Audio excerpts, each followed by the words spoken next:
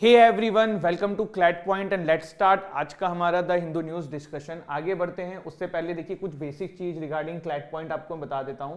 CLAT point आपको offer कर रहा है क्लैट के लिए मॉक टेस्ट। क्लैट के लिए आप चाहें तो हमारा मैजिक बॉक्स भी ले सकते हैं। मैजिक बॉक्स के अंदर आपको क्या होगा कि 7 बुक्स आपके घर पे आएंगी प्लस आपको 50 मॉक्स मिलेंगे। अगर आप सिर्फ हमारा मॉक चाहते हैं तो उसके लिए जो है आप ये हमारा जो पैकेज है 50 मॉक्स का 2499 का, उसमें एनरोल कर सकते हैं। If you are preparing for CLAT 2024 तो हमारा एवेंजर बैच है बहुत ही रीजनेबल प्राइस में आप लोगों के लिए। आप इसमें चाहें तो इनरोल कर सकते हैं। डिस्क्रिप्शन से आपको हमारी एप्लीकेशन डाउनलोड करनी है एंड आप वहाँ पे जाके डेमो क्लासेस देख सकते हैं कि भाई कौन सा कोर्स कैसा है, कौन सी क्लासेस हैं, कितने टीचर्स हैं, कैसे टीचर्स हैं, सारी चीज़ें वहाँ पे अवेलेबल हैं। इसके अलावा देखिए अगर आप लोग क्लैट पीजी की तैयारी कर रहे हैं तो उसके लिए भी हमारे पास बैचेस अवेलेबल हैं, आप इनमें भी इनरोल कर सकते हैं। डिस्क्रिप्शन से आपने हमारी एप्लीकेशन डाउनलोड करनी है, इन कोर्सेज की पूरी डिटेल ले लेनी है। देखिए यहाँ पे मैं सबसे पहले बात करता हूँ इस मोरबी के ब्रिज के बारे में जो काफ़ी न्यूज़ में है। हमने इस आर्टिकल को हल्का फुल्का डिस्कस किया था लेकिन एग्जाम के पर्सपेक्टिव से डिस्कस नहीं किया था। इस पर मैं आऊँ ना, पहले इससे पहले थोड़ी सी इसकी कहानी जान लेते हैं। मोरबी का ये ब्रिज ना देखो 2018 तक भी जो ओरेवा नाम की कंपनी है ना उसी के अंडर में था। 2018 से पहले देखिए 10 रुपये टिकट लेते थे ये वहाँ पे सवारी कराने के, मतलब जाने के। 2018 के बाद थोड़ा सा आप कह सकते हो कि ये कॉन्ट्रैक्ट रिन्यू इसलिए नहीं हुआ था क्योंकि एमसीडी जो थी और ओरेवा ग्रुप के बीच में कॉन्फ्लिक्ट था कि यार ये 10 रुपये नहीं 15 रुपये का टिकट करना है हमें, लेकिन जो म्यूनसिपल कॉर्पोरेशन थी वो उनको अलाउ नहीं कर रही थी। फिर क्या हुआ 2020 के एंड में ये रिन्यू होने वाला था लेकिन कोविड एंड ऑल के चलते हुए फिर ये बहुत एंड में आके 2022 के स्टार्टिंग में कॉन्ट्रैक्ट इनका रिन्यू हुआ। जो ओरेवा ग्रुप के बंदे हैं ना उन्होंने इस ब्रिज को स्टार्ट होने से पहले 3 दिन पहले एक बात बोली थी कि हमने 2 करोड़ रुपए इसके ऊपर लगाए हैं और इस ब्रिज को मरम्मत किया है। लेकिन देखिए जब बाद में चीज़ें पता पड़ी कि ओरेवा ग्रुप ने भी ये कॉन्ट्रैक्ट जो है किसी को सब कॉन्ट्रैक्ट कर दिया था। सब कॉन्ट्रैक्ट का मतलब क्या होता है, जैसे मान लो कोई एक बंदा है, ठीक है, कोई एक बंदा है उसके पास कुछ काम आ रहा है तो उसने जो है अपने नीचे लेवल पे और लोगों को दे दिया कि तुम करो मेरे बिहाफ पे, ठीक है। तो ये होता है सब कॉन्ट्रैक्ट करना, तो वो कर दिया। अब उसके बाद क्या हुआ, उनको सिर्फ आई थिंक 30 लाख के आसपास का पैकेज इन्होंने दिया था। ये एग्जाम वाला पॉइंट ऑफ व्यू से नहीं है इतना जो बता रहा हूं मैं, ये बस थोड़ा समझ लो। तो आप सोचो 2 करोड़ बोल के 30 लाख रुपए लगाए हैं और 30 लाख में से भी शायद 11-12 लाख रुपए ही स्पेंड किए गए थे इसके मरम्मत के लिए, तब जाके ये सारी घटना जो हुई थी। अब इसमें देखिए जो अरेस्ट भी किए गए हैं, पता है वो किनको किया गया है? टिकट कलेक्टर्स जो वहाँ पे टिकट काटते हैं, जो वहाँ पे गार्ड थे, और इस तरीके से लोगों को अरेस्ट किया गया है। अब आप एक बात को समझिए कि ये जो लोग अरेस्ट हुए हैं, अब मेरे यहाँ पे अगर कोई काम कर रहा है, जैसे कि मेरे यहाँ पे नीचे गार्ड काम करते हैं, ठीक है, तो अगर मैंने उनसे बोल दिया कि भाई किसी को ऊपर मत आने देना, तो वो नहीं आने देगा ना। मैंने उससे बोला कि नहीं भैया आप आने दो, तो वो आने देगा ना। तो जो टिकट कलेक्टर हैं वो अपने जेब में पैसा थोड़ो रख रहे थे, वो तो ओरेवा ग्रुप के लिए काम कर रहे थे ना।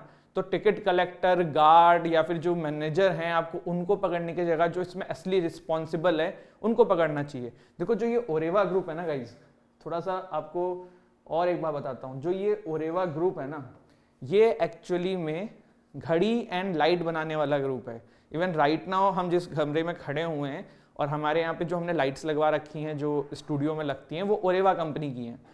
तो इनको ये कॉन्ट्रैक्ट कैसे मिला, इस पे भी क्वेश्चन है कि भाई ये लाइटिंग और वॉच वाली कंपनी को मरम्मत का काम या फिर ब्रिज को मेंटेन करने का काम, ये एक बहुत बड़ा क्वेश्चन है। और आप यहाँ पे पूरा पॉलिटिकल नेक्सस देख सकते हैं कि किस तरीके से कॉर्पोरेट एंड पॉलिटिक्स के अंदर हमेशा एक नेक्सस रहता है। तो this is the harsh reality of India. और आप ये भी देख सकते हैं कि किस तरीके से बहुत सारे न्यूज़ वाले जो हैं वो इस बातों को छुपा रहे हैं या कुछ कह नहीं रहे हैं। तो जी न्यूज़ का एक बंदा था जो आज तक में चला गया, क्या नाम है उनका यार, सुनील चौधरी या समथिंग ऐसे ही नाम है ना उनका। वो भाई अपने वीडियो में उन्होंने बोला है कि लोगों को भी ध्यान रखना चाहिए कि जो है इतने सारे लोग क्यों जा रहे हैं या वहाँ पे सेल्फी क्यों खिंचा रहे हैं, या फिर जो है इतना ज़्यादा। देखो यहाँ पे ऐसी वीडियोस आई थी कि लोग जो हैं उसके अंदर जाके ब्रिज को हिलाने की कोशिश कर रहे थे। तो मेरा एक बहुत सिंपल सा सवाल है कि कोई ट्रेन है, आप सरकार के भरोसे उस ट्रेन में बैठते हो, है ना, कल को उस ट्रेन का ब्रेक फेल हो तो क्या कोई आपसे ये कहेगा कि भाई तुम्हें ध्यान रखना चाहिए था कि उस ट्रेन का ब्रेक फेल ना हो? ये तो आप विश्वास करके जाते हो ना, पूरी चीज़ें ट्रस्ट पे चल रही हैं। तो ये बहुत गलत तरीके के स्टेटमेंट सब आ रहे हैं। जो भी है आप पॉलिटिक्स समझ सकते हो। कभी कभी लगता है कि हाँ भाई जो बहुत सारे लेफ्ट विंग्स के लोग बोलते हैं, बात कभी कभी सही भी होती है, जिसमें से एक ये भी है। बात अभी इसके बारे में कोई नहीं कर रहा है, नया मैटर आ चुका है आफ्ताब श्रद्धा का, जो कि अपने आप में एक इम्पॉर्टेंट मुद्दा है। लेकिन this is also very important thing कि भाई इतने लोगों ने हमारे देश में जान खो दी है, और वो लोग ना कोई अंबानी नहीं है, वो लोग कोई रिच लोग नहीं है, वो आम जनता है आपके हमारी जैसी, जिनको इंसाफ मिलना चाहिए। ये थी बात। अब इस पे आ जाते हैं, ठीक है। अब थोड़ा काम की चीजें जानते हैं। टेक्निकल रीजंस क्या हैं 19th सेंचुरी के इस ब्रिज के गिरने की? तो ये ओवर क्राउडिंग है एक रीजन। देखो ऐसा बोला जाता था कि इसके अंदर जो है 15 से 20 लोगों की कैपेसिटी है एक बार में जाने की, ठीक है। लेकिन उस दिन जो है करीबन 300 से 400 लोगों को जाने दिया था। तो ओवर क्राउडिंग इज एक रीजन है। दूसरा है क्राउड इंड्यूस वाइब्रेशन, उसको झूले पे जाके ना लोग हिलाते हैं। ऐसे बहुत सारे झूले आप इंडिया में देखेंगे जहां पे लोग ना झूलों को जाके हिलाते हैं, तो उसमें से एक ये भी था। End of the service life, बहुत पुराना हो चुका था, तब भी उसको चलाए जा रहे थे, ढंग से रिपेयर नहीं किया। मैंने आपको बताया सिर्फ 12 लाख रुपए खर्च किए हैं रिपेयर के लिए। Probable cause of such disaster coming, ठीक है। देखो ये तो यहाँ पे सारी चीजें लिखी हुई हैं, ये अपने एग्जाम के पर्सपेक्टिव से नहीं है, पर मैं आपको बता देता हूँ क्या कारण रहे होंगे इसके होने के। तो ये तो जो था इससे पहले हमने देखा, एक ये भी था कोविड-19 के दौरान जो है ये सब बंद था, लोग जो हैं बहुत ज़्यादा ट्रैवल लेवल के लिए बाहर नहीं निकलते थे। तो जब ये अभी निकले लोग तो बहुत ज़्यादा मैसिव लेवल पे पहुंच गए जैसे ही ये ओपन हुआ। लेकिन इसके पीछे एक और कहानी है, आपको पता है, क्योंकि दिवाली था, भाई दूज था, काफ़ी सारे फेस्टिवल एक साथ थे। तो इस कंपनी ने, ओरेवा कंपनी ने बहुत जल्दी से इसका मरम्मत करा के इस ब्रिज को खोला, क्योंकि फेस्टिव टाइम्स पे लोग छुट्टी पे रहते हैं, लोग घर में रहते हैं, लोग हॉलीडेज पे रहते हैं, और इसके वजह से फिर दिखने को मिलता है कि लोग बाहर घूमने जाते हैं, और इसीलिए वो चाहते थे कि ज़्यादा मात्रा में भीड़ जो है इकट्ठा हो। 400 लोगों को एक बार ऐसे पुल पे जाने देना, 300-400 लोगों को, इतनी सारी कैपेसिटी को, अपने आप में बहुत क्वेश्चनेबल बात है कि यार ये कैसे हो सकता है, कैसे इसको अलाउ किया जा सकता है। सस्पेंशन ब्रिज क्या होता है? तो ऐसे जैसे कि नाम ही बताता है कि सस्पेंशन ब्रिज जो है, suspend the roadway by cable, ropes और chains from 2 tall towers. In simple words, it is a type of bridge in which the deck is hung below suspension cables on the vertical suspenders. ठीक है, मैं आपको थोड़ा सा image से बताता हूं, मैंने इमेज यूज करी थी। ये देखो 2 टावर हैं, ठीक है, और इस पे इसको टांग दिया गया है, और यहां पे जो ये टावर है ना, ये इसकी पूरी की पूरी आप कह सकते हो कि पिलर्स हैं जो इसके प्रोटेक्ट करते हैं, जो इसको पूरी पावर देते हैं। और ये जो केबल्स हैं, ये टेंशन क्रिएट हो रहा है, यहाँ पे ब्रिज डेक है, यहाँ पे लोड आता है सेंटर पे, ठीक है, वर्टिकल ये आपके सस्पेंडर्स लगे हुए हैं। अपने को इतना टेक्निकल में नहीं जाना है, बस आपको ये समझना है सस्पेंशन क्यों बोलते हैं, सस्पेंस होना, तो ये है ना सस्पेंशन ब्रिज, ऐसे ऐसे होता है, इसलिए लोग जाके इसको थोड़ा हिलाते भी हैं, घूमने के लिए, इंजॉय करने के लिए, जो कि नहीं करना चाहिए। और आज से ना एक चीज आप भी समझ लो, जितने पुराने टाइप के झूले हैं ना, कभी अपने फैमिली को जाने मत देना और खुद मत जाना, ठीक है। घूमने में बड़ा अच्छा लगता है, हम लक्ष्मण झूला चले जाते हैं, हम कहीं चले जाते हैं, पर ऐसी कोई कंपनी कुछ कर डालेगी, सरकार बोलेगी हमारा कोई लेना देना नहीं है। तो ये चीज ध्यान रखना, आज की डेट में नागरिक की सुरक्षा नागरिक के हाथ में है, समझ रहे हो। How does it work? तो इसमें लिखा हुआ है कैसे ये वर्क करता है, आपके एग्जाम के पर्सपेक्टिव से नहीं पूछेंगे, लेकिन तब भी देख लेते हैं। सस्पेंशन ब्रिज जो है वो डिपेंड करता है balance of the force of compression and tension, ठीक है। जो डिजाइन होता है वो इंश्योर करता है कि load on the suspension cable is transfer to the towers at the 2 ends. हमने देखा ना कि 2 साइड में टावर होते हैं, तो जो तरीके से बना होता है ना, इसमें होता है कि आदमी जितना भी फोर्स लगाए, जो साइड में दोनों पिलर्स हैं उस पर प्रेशर पड़े और वहां से चीजें जो हैं सेटल रहें। All of this balancing has to happen within the permissible weight restriction for the bridge. This is very important point कि परमिसिबल जो वेट रिस्ट्रिक्शन है ना, उसी पे पॉसिबल है। अगर अब जैसे मैं आपको एक एग्जांपल दे देता हूं, ठीक है, इस पे फोर्स मैं एक फिक्स फोर्स लगा सकता हूं मैं इसको दोनों तरफ से तोड़ने के लिए, बट अगर मैं बहुत ज्यादा लगा दूंगा तो टूट जाएगा ना ये। तो वही ये, जब किसी की आप लिमिट क्रॉस कर दोगे तो होगा। इतने लोगों को आपने टिकट काट के दे दिया, कैसे कर सकते हो। इस पुल को जो है ना झूलतो पुल भी बोलते हैं। क्या बोलते हैं? झूलतो ब्रिज के नाम से भी इसको जाना जाता है। किस नाम से जाना जाता है गाइस? झूलतो। सब हो जाएगा, लेकिन मैं ये चलाना नहीं सीख पाऊंगा भाई, ठीक है। तो ये यहां तो हमने देख ही लिया है, इसमें तो कुछ है ही नहीं। झूलतो पुल की थोड़ी सी अब हिस्ट्री जान लेते हैं। ये जो झूलतो ब्रिज था, ये बना है 1879 में। कब बना है गाइस? 1879 में। The bridge was made during the सिर वागीजी रवि जी द ठाकुर साहब ऑफ मोरबी। ये मोरबी के डिजाइन में भी इनका बहुत बड़ा योगदान है। मोरबी इन गुजरात एक फेमस सेरेमिक इंडस्ट्री भी है। सेरेमिक मतलब आपने वो देखी ना, मिट्टी के बर्तन टाइप के जो होते हैं, उसकी बात हो रही है, वाली भी इंडस्ट्री है। Around 70% of India ceramics are produced in Morbi. Machchhu river के ऊपर ये पुल था। तो मच्छू रिवर क्या है? Machchhu is a small river that rises in the Madla hills and flows 130 kilometres into the Rann of Kutch. ठीक है।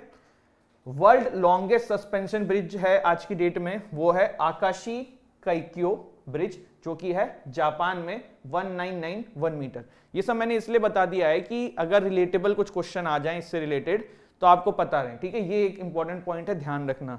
मोरबी ब्रिज पे क्वेश्चन बन सकता है। इवन मैं आपको बता रहा हूं, जो ये श्रद्धा और आफ्ताब वाला है ना, आपके लीगल में इस पे पैसे जा सकता है, मर्डर या कुछ करके, नाम हम चेंज करके, है ना, कहानी कॉमन कर सकते हैं।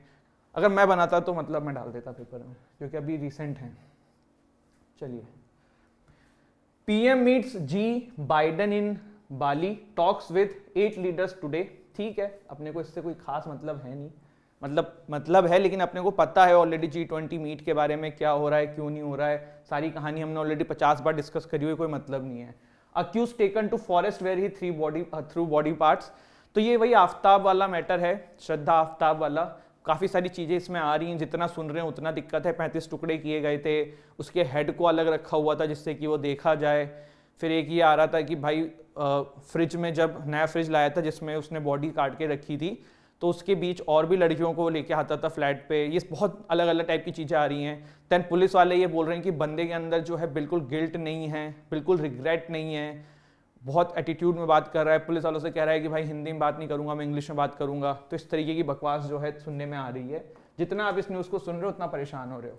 Veteran Telugu actor Krishna Passage away. इनका पूरा नाम है कृष्णा घट्टमेनिनी। ये बहुत बड़े तेलुगु सिनेमा के एक्टर रहे हुए हैं, इनकी देहांत हो गई है। ठीक है। फिर है कतार third worst world cup host in terms of human rights. आपको याद होगा, इस पे हमने ऑलरेडी भी एक आर्टिकल डिस्कस किया हुआ है कि बहुत सारी टीम जो है वो ब्लैक बैंड बांध रही है। उस कंट्री का नाम बताओ, मैंने आपको बताया, जो पूरी ब्लैक ड्रेस पहनेगी सिर्फ कतार को ये दिखाने के लिए कि आपके यहाँ पे कितना ज्यादा ह्यूमन राइट का वायलेशन है। तो ये ऐसे ऐसे करके बहुत सारे लोगों ने बहुत सारे स्टेटमेंट्स दिए हैं। एक सिंगर है, उन्होंने मना कर दिया कि मैं परफॉर्म नहीं करूंगी, और क्योंकि सबसे ज़्यादा LGBTQ राइट्स वाली यहाँ पे इक्वलिटी नहीं है, और भी बहुत सारे ह्यूमन राइट वायलेशन है। तो उसको लेके कतार को भी घेरा जा रहा है अलग अलग वर्गों के द्वारा। इसके बाद Rajiv Gandhi assassination case, why Supreme Court has freed all. ये भी हम आर्टिकल देखेंगे कि सुप्रीम कोर्ट ने क्यों जो है अभी जो कन्विक्ट लोग थे जो जेल के अंदर थे उनको रिहा कर दिया है। ठीक है, चलिए देखते हैं। सबसे पहले देखिए, अब ये न्यूज में क्यों है, क्योंकि अलग अलग लोग अलग बातें कर रहे हैं। कुछ लोग कह रहे हैं नहीं करना चाहिए था, कुछ लोग कह रहे हैं कि नहीं नहीं सही किया है, बरी कर दिया है। ठीक है, सबसे पहले तमिलनाडु की जो सरकार है उन्होंने डिमांड करी थी कि भाई राजीव गांधी जी का जो ये असैसिनेशन केस था, इसमें जो कन्विक्ट्स थे उनको रिहा कर दिया जाए। गवर्नर के पास ये मैटर था, गवर्नर ने मैटर को अपने पास रखा हुआ था, कोई डिसीजन नहीं दिया था। फिर मैटर सुप्रीम कोर्ट में गया। सुप्रीम कोर्ट ने कौन सा आर्टिकल यूज किया था, कल ही मैंने आपको बताया है, जिसको यूज करके यहाँ पे इनको बरी कर दिया गया है। Former prime minister Rajiv Gandhi ji के असैसिनेशन केस के अंदर जो सुसाइड बॉम्बर हुआ था, ये हमने कल पूरा देखा है कहाँ पे हुआ था, किस जगह पे हुआ था। टाडा लगा था terrorist and disruptive activities prevention act, जिसमें ट्रायल कोर्ट ने इनिशियली 26 लोगों को डेथ के लिए सजा दे दी थी। 1999 में जब टाडा एक्ट वॉज रिपील्ड, जब खत्म कर दिया गया था, तब सुप्रीम कोर्ट ने कन्विक्शन जो है ना उसमें से सिर्फ 7 लोगों का रखा था, बाकी लोगों को जो है रिहा कर दिया था, convicting 4 of them to death and 3 to life imprisonment, releasing the rest. By 2024 Supreme Court ने कम्यूट कर दिया था death sentence of all 4 to life imprisonment. ठीक है, तमिलनाडु गवर्नमेंट ने रिकमेंड किया था कि भाई इनको छोड़ दिया जाए। मैटर गवर्नर के पास था, गवर्नर ने कुछ ज्यादा खास इस पे किया नहीं। आर्टिकल 142 का यूज करके सुप्रीम कोर्ट ने जो है इन लोगों को रिहा कर दिया। केस का नाम क्या था, मैंने यहाँ पे डाला हुआ है, RP Ravichandran versus state of Tamil Nadu.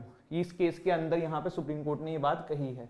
क्या ग्राउंड्स थे सुप्रीम कोर्ट के इनको रिहा करने के लिए? उससे पहले ये जान लो कि टेररिस्ट टाडा के अंदर कौन होते थे। ठीक है, तो टेररिज्म में इन्वॉल्व हो एनी ऑफ द 4 एक्ट्स तो वो टेररिस्ट कहलाते थे। पहला, striking terror in the people, threatening government, alienating a section of the people, adversely affecting social harmony. और एज पर टाडा एक ये भी प्रोविजन था कि अगर कोई बंदा कॉन्स्टिट्यूशनल पोस्ट पे है, उसको कॉन्स्टिट्यूशनल पोस्ट है या कोई गवर्नमेंट एम्प्लॉई है, कोई गवर्नमेंट सर्विस में है, उसको अगर किसी ने थ्रेटन किया, डराया या सोवेनिटी इंटीग्रिटी पे खतरा है भारत के, तो आप जो है फिर भी टेररिस्ट की कैटेगरी में आओगे। ठीक है, तो यहां पे देखिए लिखा हुआ है ना, uphold the sovereignty and integrity of India और any public servant was deemed a descriptive activity. ठीक है, इतनी चीजें क्लियर हुई, बहुत अच्छी बात है। ग्राउंड्स क्या थे सुप्रीम कोर्ट को इनको छोड़ने के? पहली चीज तो सुप्रीम कोर्ट ने ये बोला कि भाई इन लोगों का जो पर्पस था वो ये था कि भाई 1987 का इंडिया श्रीलंका एकॉर्ड जो है वो फंक्शन में ना आ पाए। दूसरा ये था कि इंटेंट जो है ना वो इनका क्वालिफाई नहीं करता है टेररिस्ट होने के। कैसे? देखिए, राजीव गांधी जी, ये अनफॉर्चुनेट बात है, लेकिन उस समय उनकी सरकार नहीं थी, he was not on any constitutional post. तो इसीलिए फिर जो हमने पीछे पढ़ा ना कि कॉन्स्टिट्यूशनल पोस्ट होनी चाहिए, गवर्नमेंट के द्वारा कोई पोस्ट हो जिसको उसने होल्ड कर रखा हो, तो राजीव गांधी जी ने अनफॉर्चुनेटली ही उस समय कोई पोस्ट होल्ड नहीं कर रखी थी, क्योंकि कुछ महीने पहले ही उनकी सरकार गिरी थी। तो ये कुछ मेजर रीजन थे जिसकी वजह से सुप्रीम कोर्ट ने इनको छोड़ दिया है। ठीक है, फिर ये भी बोला गया कि कोई ऐसा स्पेशल एविडेंस नहीं मिला है जिससे ये बात क्लियर हो कि राजीव गांधी जी के असैसिनेशन में इनका डायरेक्टली इन्वॉल्वमेंट था। एक टर्म यूज करी गई थी कि न्यूक्लियस में इनका कोई इन्वॉल्वमेंट था। न्यूक्लियस मतलब जो मेन टीम थी उसमें इनका कोई खास इन्वॉल्वमेंट था। इस तरीके की चीजें देखी गई हैं। ठीक है, चलिए आगे बढ़ते हैं। The Place of Worship act 1991 is in news. क्यों न्यूज है? सुप्रीम कोर्ट ने थोड़ा समय बढ़ा दिया है जो गवर्नमेंट को दिया गया है, तो उसी के बारे में ये न्यूज है। Supreme Court give the central government more time to file an affidavit on the challenges to the Place of Worship Act of 1991। ठीक है, अब ये क्या है Place of Worship Act? Already हमने 50 बार डिस्कस किया हुआ है, लेकिन चलो ठीक है एक बार और कर लेते हैं। Law has been challenge on the grounds that it bars judicial review which is basic feature of the constitution. ठीक है, पर जुडिशियल रिव्यू से क्या बार करता है? देखो, it prohibits the conversion of any place of worship and stipulates that churches, temples, mosque and other place of worships cannot be altered from as they stood on August 15, 1947। अगस्त 15, 1947 में जो भी इन religious places की position थी या जिस भी स्थिति में थे उसको फिर चेंज नहीं किया जा सकता, और उसको चेंज करने के लिए कोई कोर्ट केस फाइल नहीं कर सकता। ये बात यहाँ पे साफ साफ कही गई थी। Any legal proceeding pending before any court concerning the conversion of the religious character of any place of worship existing on 15th of August 1947 shall be terminated and no new legal proceeding shall be initiated। ठीक है, इसमें लेकिन एक चीज ये था कि जो राम जन्मभूमि एंड बाबरी मस्जिद केस था उसको इसमें एग्जेम्प्ट किया गया था कि भाई वहां पे जो हो रहा है उसको कोर्ट डिसाइड करने दो, वो हम देख लेंगे। ठीक है, अभी सी विगिल 22 इज इन न्यूज। क्या है ये भारत की नेवी का एक्सरसाइज है। सी विगिल 22 नाम से इसको जाना जा रहा है, जो कि अभी हो रही है।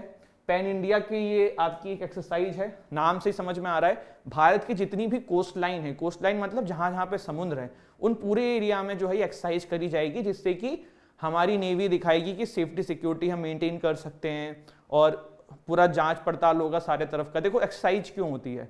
काइंड ऑफ ये होता है कि अभ्यास है कि कल को जरूरत पड़ेगी तो ये पूरा कोस्ट लाइन हमने सिक्योर कर रखा है। ठीक है, तो 2018 में ये कॉन्सेप्चुअलाइज्ड हुई थी और 26/11 के बाद इसकी नीड फील हुई थी। आपको पता है कि पाकिस्तान से जो बंदे हैं वो समुद्र के रास्ते ही आए थे। और इसी तरीके की एक और एक्सरसाइज होती है जिसका नाम है हमारे यहाँ पे पहले तो देख लो कि 7,516 किलोमीटर की जो हमारी कोस्ट लाइन है उस पूरे के ऊपर ये एक्सरसाइज होनी है। जो भी हमारा स्पेशल इकोनॉमिक जोन है उस पर भी यहाँ पे चीजें रहेंगी। स्पेशल इकोनॉमिक जोन का मतलब समझते हो? बताओ भाई, मैं तो इससे ही परेशान। स्पेशल इकोनॉमिक जोन मतलब जहां समुद्र का, देखो क्या होता है, कोस्टल रीजन से फिक्स एरिया तक किलोमीटर वाइज आपको परमिशन होता है, जिस कंट्री का वो कोस्टल एरिया होता है, कि आप इस एरिया के अंदर समुद्र पे अपनी इकोनॉमिक एक्टिविटीज कर सकते हो, तो उसी को ही बोला जाता है। देखो जो ट्रोपेक्स होनी है ना, आई थिंक वो नेक्स्ट ईयर होने वाली है, क्योंकि वो 2 साल में एक बार होती है, तो उसी के लिए इसको वार्म अप टाइप का कहा जा रहा है कि अभी थोड़ा सा आइडिया ले रहे हैं, फिर ट्रोपेक्स भी करेंगे, है ना। सी विगिल एंड ट्रोपेक्स जो है will work together to address the broad spectrum of maritime security challenge. तो गाइज ये था हमारा आज का सेशन. एक मैंने यहाँ पे और चीज ऐड करी, वो ये करी कि कल हमने देखा था कि झारखंड में एक बिल को 9th शेड्यूल में डाला गया है. तो उस 9th बिल का नाम क्या है? Jharkhand reservation of vacancies in post and service amendment bill 2022. ये एक बिल और वो उसी के साथ लेके आए हैं, तो उसका भी नाम है. ठीक है, तो ये था हमारा आज का session and I hope guys आपको सेशन अच्छा लगा हो. वीडियो अच्छी लगी हो तो हमारी वीडियो को लाइक करिएगा, चैनल को शेयर करिएगा, चैनल को सब्सक्राइब करिएगा. एंड किसी भी कोर्स में इनरोल करने के लिए डिस्क्रिप्शन से आप हमारी एप्लीकेशन डाउनलोड कर सकते हैं एंड ज़्यादा डिटेल वहाँ से ले सकते हैं. Thank you so much. जय हिंद, जय भारत.